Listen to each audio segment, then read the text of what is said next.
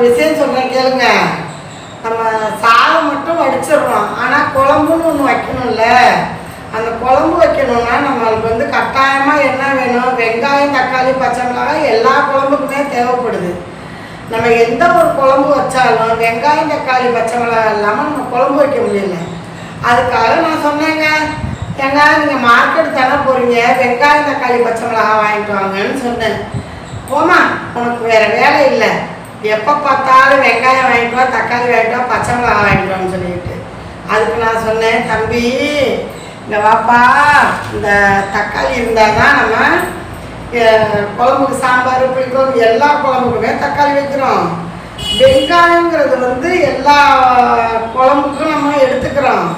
பச்சை மிளகாய் அது மாதிரி கூழுகளில் நம்ம எது வச்சாலும் வெங்காயம், பச்சை மிளகாய் வச்சுட்டு கூட நம்ம கூழ் குடிச்சிடுறோம்.